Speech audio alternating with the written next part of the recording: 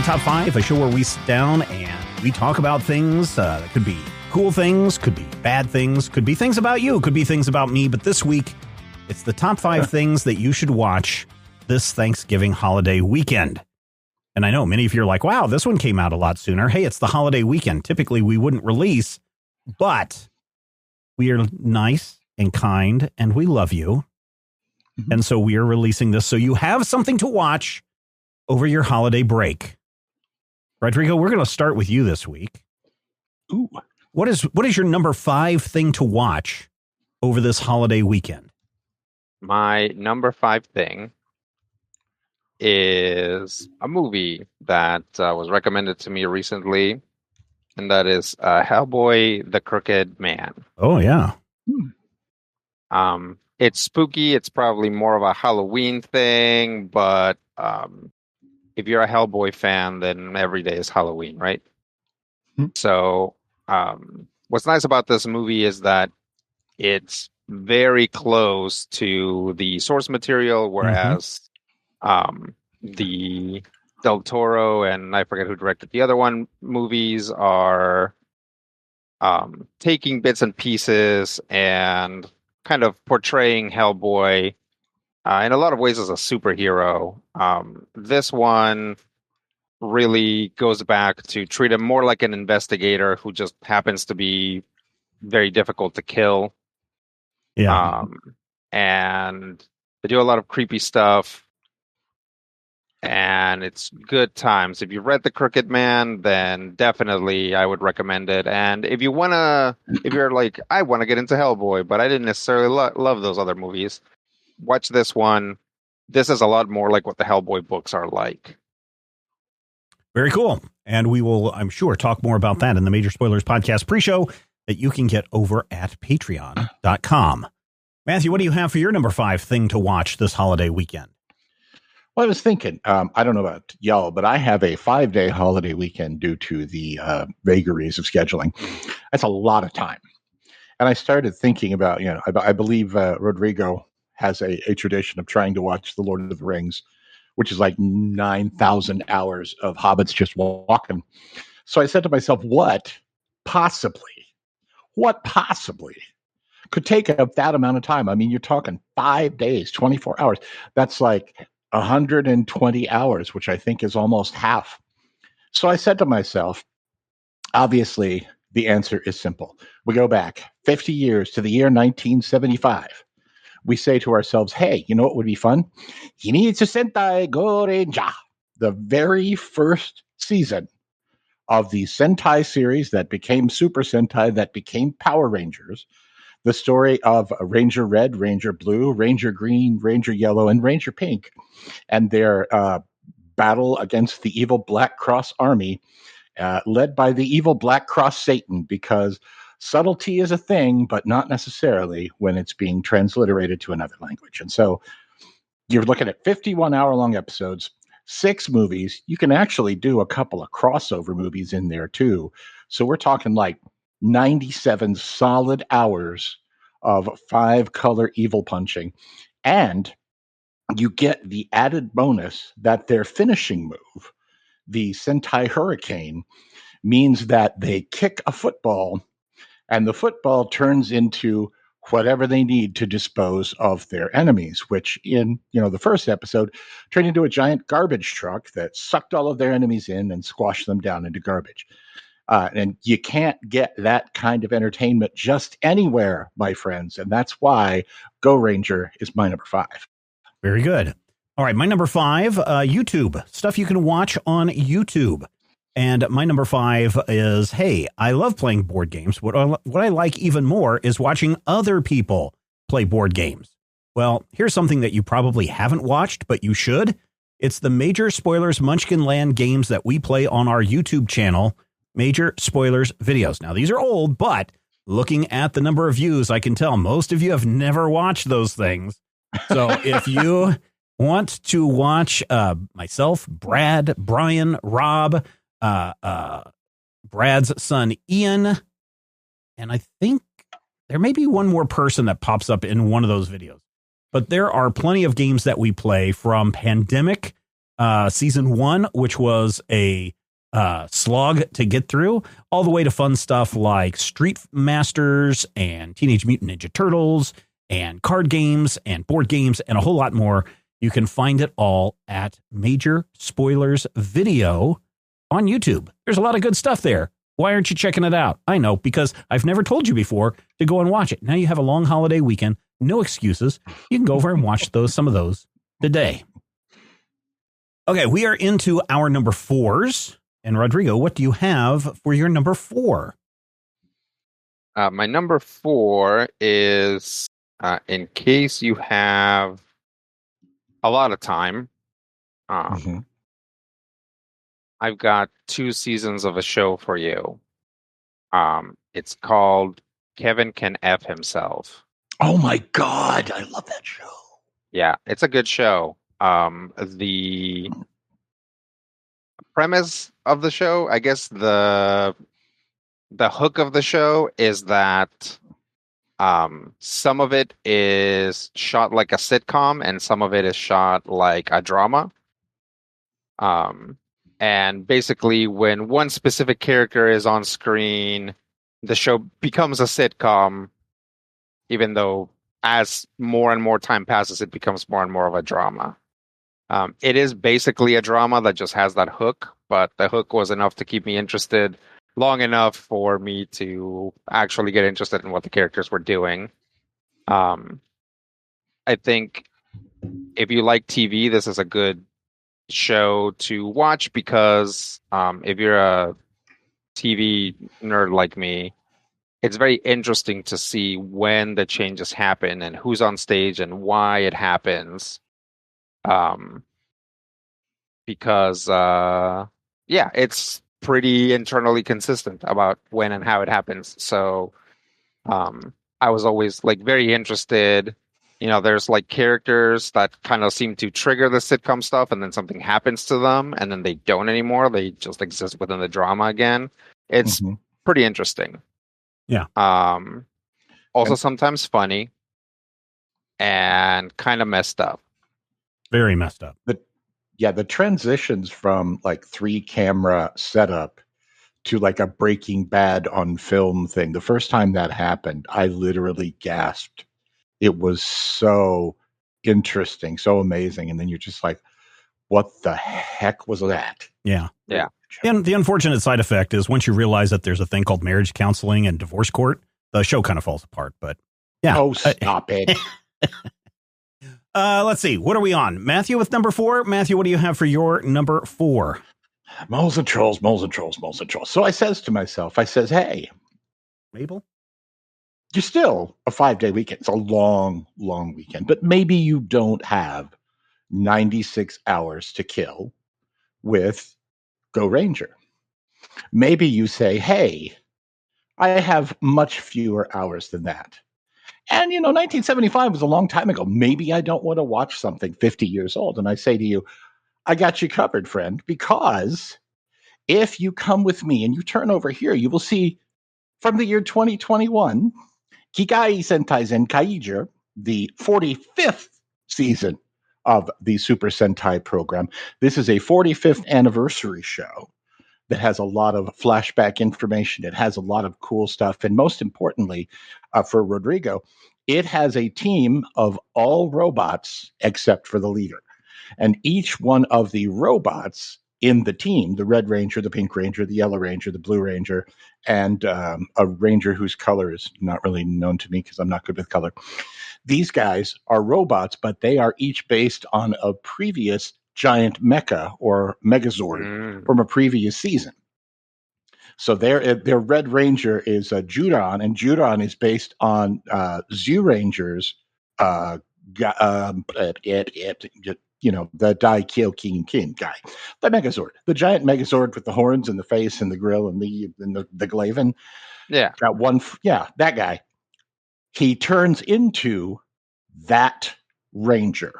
He basically turns into a Ranger form of that. And so the gimmick here is that all of these artificial intelligences are being led by one kid named Kaito. And Kaito is not the brightest bulb at the bottom of the barrel.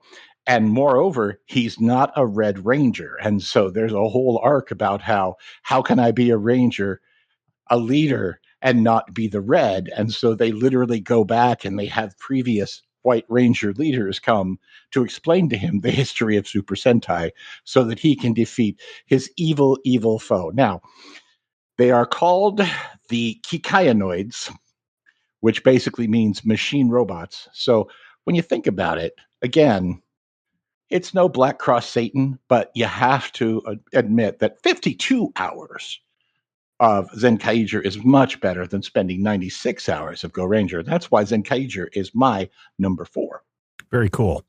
Now, I know what many of you are thinking, Stephen. Your number 5 was basically a cop-out, basically a plug for your own product. But hey, listen, if you can't plug your own product and be proud of your own product and want to talk about it, then, I don't know what to tell you. What do you do? So here's what I'm going to do. For my number 4, I'm going to give you 2 things that you can watch.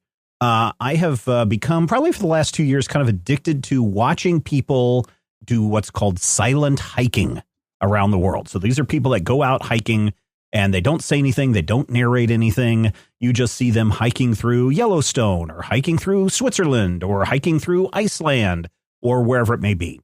And the 2 best channels for this are Craig Adams, Kraig Adams, and the other one is Harmon Hoek. Harmon, Harmen, and Hoek, Hoek. They do some fantastic silent hiking videos on YouTube, and anytime there's a new one out, I always watch it. They vary in length. Sometimes they're as short as 30 minutes. I think the one that I've watched the longest is like 3 hours, and they're just super relaxing. So if you need something on in the background, and occasionally you want to look up and see beauty shots of the world, then Craig Adams and Harmon Hoek, the silent hiking videos on YouTube, are where you want to go. We are now into our number 3s. And Rodrigo, what do you have for your number 3? My number 3 is it's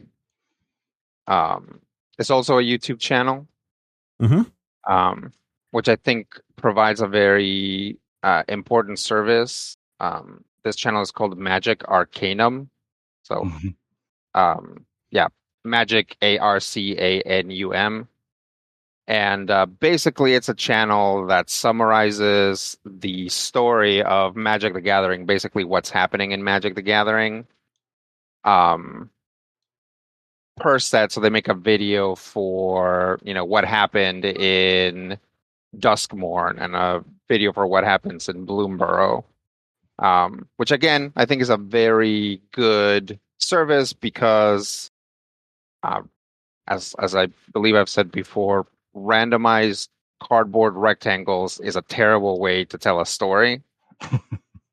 So they kind of get it all together and tell you more or less chronologically what happens. Now, a lot of it is based on articles that nowadays Magic puts on their site for people to read for free. So if you want to know what's happening right now in Magic the Gathering story, you can just go read those, right? The nice thing about these is that they look at all those, summarize the whole thing, provide some commentary, and also have kind of a visual showcase of the cards that are relevant to that moment in the story or to particular characters in the story. It's particularly good for catching up on sets that you maybe skipped or didn't care that much about. And all of a sudden, characters that you thought were dead are alive again. And you're like, okay, when did this happen? Oh, this happened during this set. So I need to go learn about that. So it's, I watch all of them when they come out. They have other stuff that they do. They play Magic Online, and they have some deck building stuff. And by Magic Online, I mean Magic Arena. And they build decks and do other stuff. But the main draw is the stories, which all start out as like what happens in, and then the name of the set. So what happens in Outlaws of Thunder Junction, for example. Cool. That's not a real set. Yeah, You it made is. that up. It is. It's the one It that is. I was like, when that came out, I was like, do I want to get back into Magic? And then I looked at how much I spent the last time I got into Magic, and I was like, no. So it is a real set. We know it's a real set because for the Major Spoilers podcast, we did that thing where we tried to see if you guys could figure out what the mechanics did. Yep. Mm-hmm. That's the one with all the horsies. Yep. Oh, I love the horses. Yeah. All right, Matthew, what do you have for your number 3? So I says to myself, maybe you don't have 96 hours, but maybe 51 hours isn't enough. And you say, maybe I want more than that. And then I ask you, so this is our number 3. Maybe you want something that has a specific number 3 meaning, something that is relevant, it's resonant for the number 3. And then I say to you, did you know that the Japanese word for 3, san, sounds almost exactly like sun? And that's why the smallest Super Sentai team in history, 1981's Taiyo Sentai Sun Barukan, Sun Vulcan, is a 3-man team that never goes to 5. The smallest super team in Super Sentai history. It's 55 hours of entertainment, and it features a really cool land, sea, and air motif. So you got an eagle. Vul Eagle is the leader. You got Vul Shark, of course. Sharks are known for their ability to fly. And Vul Panther, who loves water. And so you say to yourself, what's better than a cat in the water? And then I say to you, would you also like to know that this series was groundbreaking in that it was the very first time that a Sentai Ranger was killed and replaced during the run of the show? And you say, wow, that sounds like really cool. That sounds like something dramatic and awesome. Maybe I want to see that. And I say, maybe you do. And that's why Taiyo Sentai San Barukan is my number 3. Sun.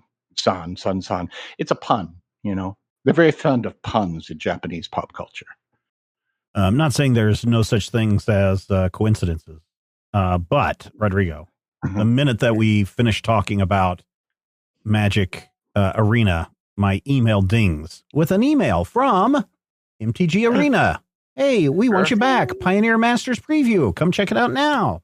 Delete. You may want to disable the microphone on your iPhone. Well, if we didn't have microphones, we wouldn't be able to record this show. Which brings me to my number 3, planes, trains, and automobiles. Now, this has become a Thanksgiving Day tradition because of the story of Neil Page, played by Steve Martin, who is desperately trying to get home from New York to Chicago in time for Thanksgiving dinner. And, you know, you speak, the universe listens, and then it punishes you and teaches you some great lesson in some way. And the lesson that Steve Martin needs to learn is that he needs to loosen up. And the message is being sent by one John Candy, who plays the character Dell. And they have misadventure after misadventure as they go from New York, not to Chicago, but to Wichita, Kansas, Jefferson City, Missouri, St. Louis, finally back to Chicago. And it is hysterical. It is probably one of my funniest comedies of all time.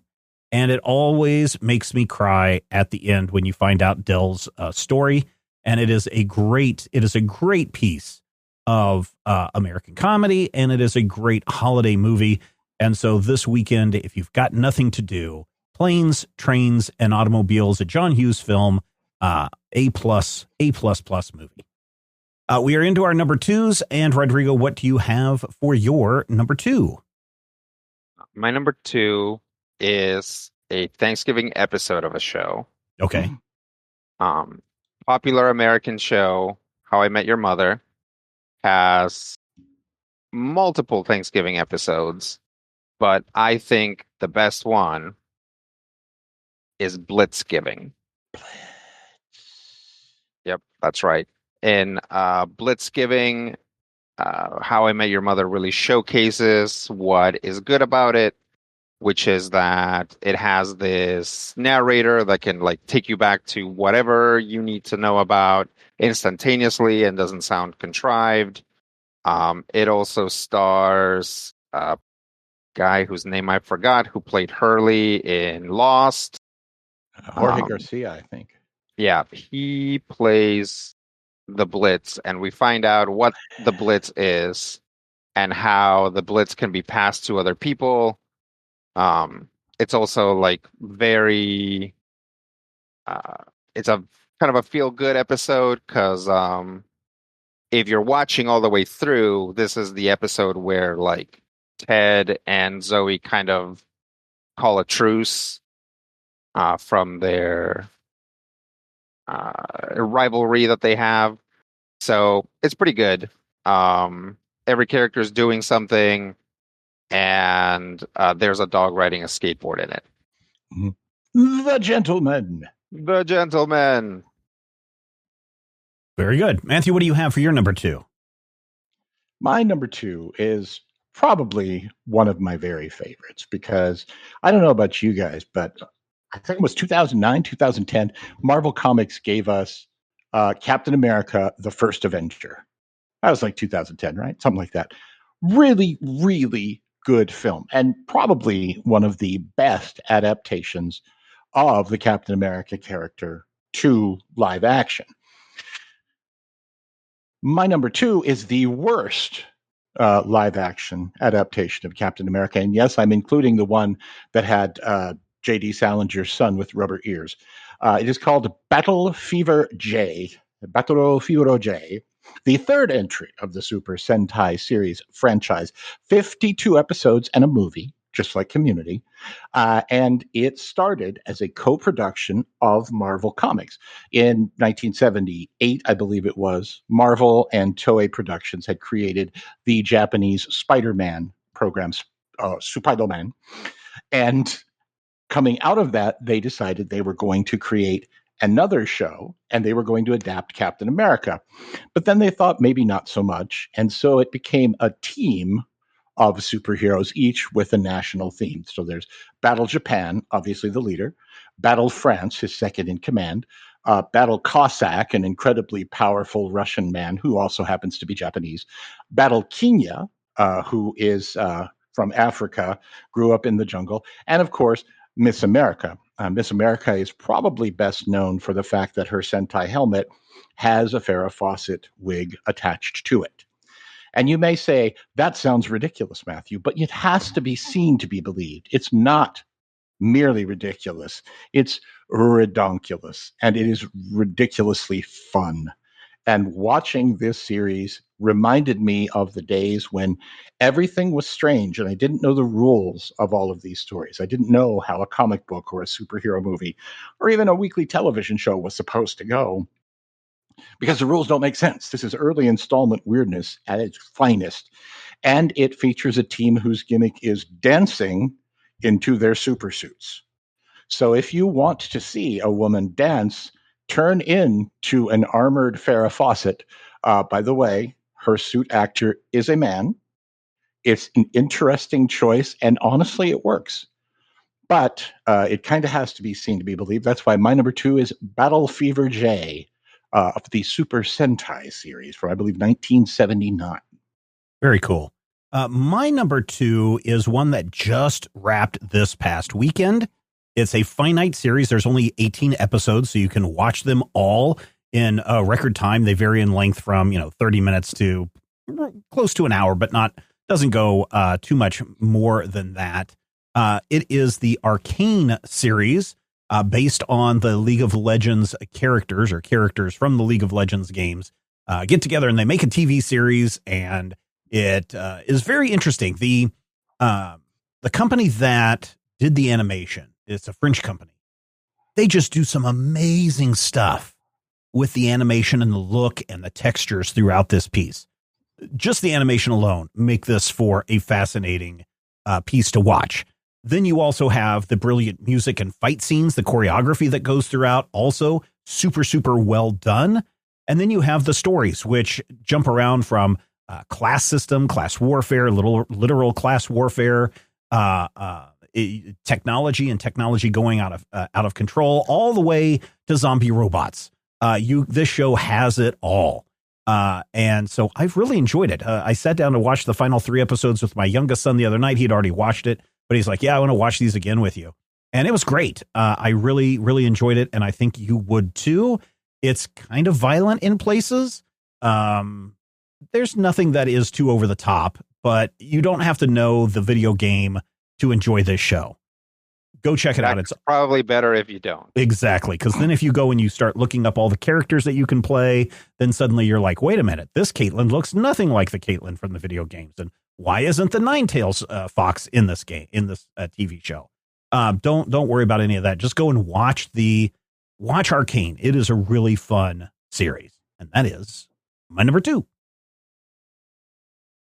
We have made it all the way to our number 1s. And Rodrigo, I'm very interested to see what you have as your number 1. My number 1 is another Thanksgiving episode of a show. This is itself kind of a tradition for us. As Stephen pointed out, we watch the entirety of the Lord of the Rings. But also, there are times when we need to like prep for Thanksgiving the day before, or maybe we're putting up decorations or something. So, Bob's Burgers, season 3, episode 5, an indecent Thanksgiving proposal is an absolute go-to. The premise is that Bob's rich landlord wants to get back together with his ex-girlfriend, who is a homewrecker. So she's not gonna and that's who she is, and that's what she wants. So she's not gonna get back together with him unless he has a family unless he has a family that can be destroyed. So he gives them free rent for like 3 months, so that Bob's wife will pretend to be his wife, Bob's kids will pretend to be his kids, and Bob will cook Thanksgiving for them. So while all this is happening, Bob loves Thanksgiving, and he's trying to have his Thanksgiving traditions with his kids, who are, of course, if you've seen the show, not having it. So it's really cute. It's pretty weird. Bob's a weird guy, and so are all the other characters. It has a random like Totoro reference in it. So it's it's pretty interesting. And Linda sings a song that has gotten stuck in our heads for years now. It's not a good song, but it is catchy.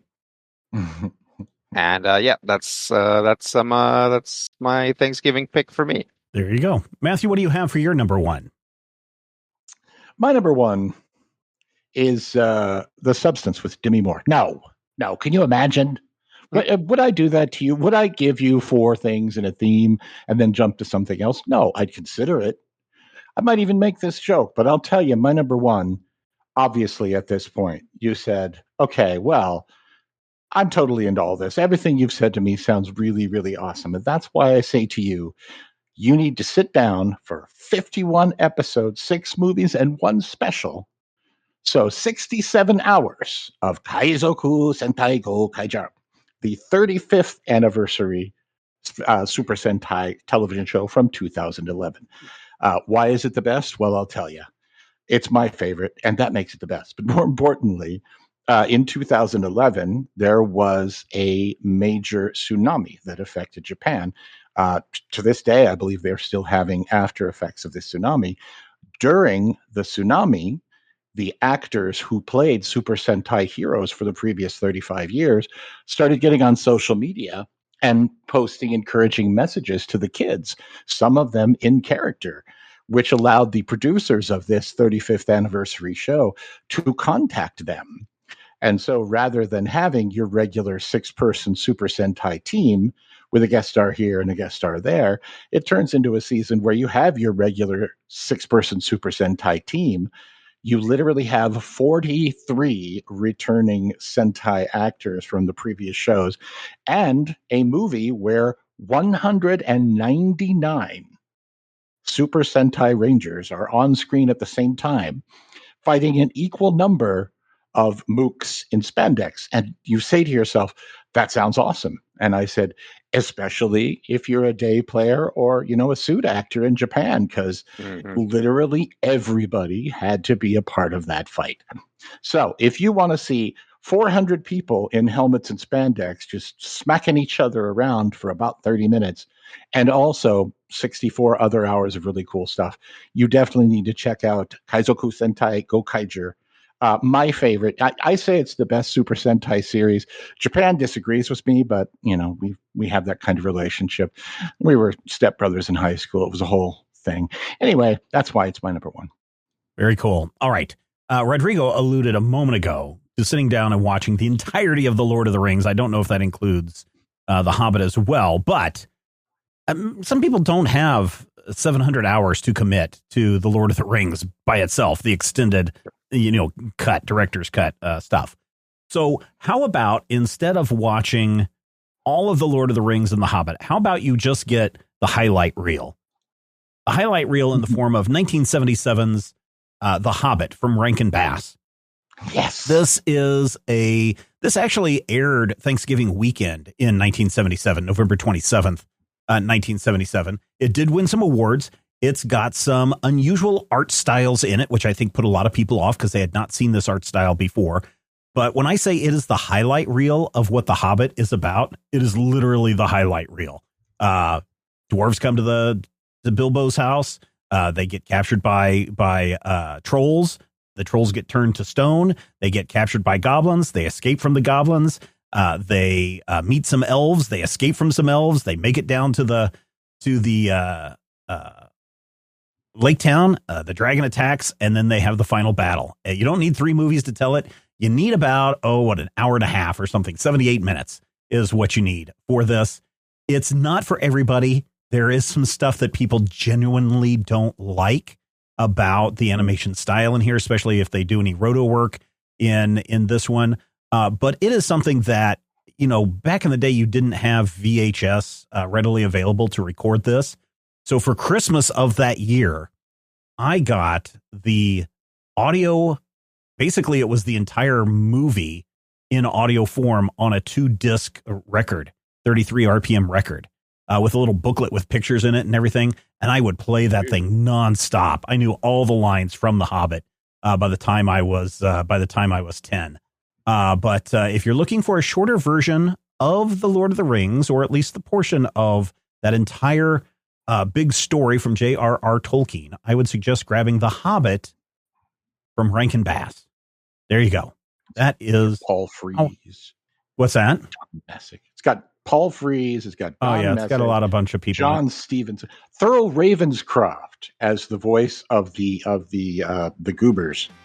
Your Thurl Ravenscroft was the original voice of Tony the Tiger. John Huston is in it, so it's got some good stuff. Yeah. So there you go, ladies and gentlemen. There are our suggestions of things that you can watch this holiday weekend if you have the time. I know many of you might be watching the sports ball, or you might be watching indoor swimming, or heck, you may even be watching competitive crochet. But maybe you have some other suggestions for people to check out. The place where you want to do this is over on the Major Spoilers Discord server. You can join the Discord server absolutely free. And in this economy, free is what you want. Get over there, hang out with some really awesome people, jump into the Top 5 channel, and then share your top 5 things to watch this Thanksgiving holiday weekend. Why? Because everybody loves a list.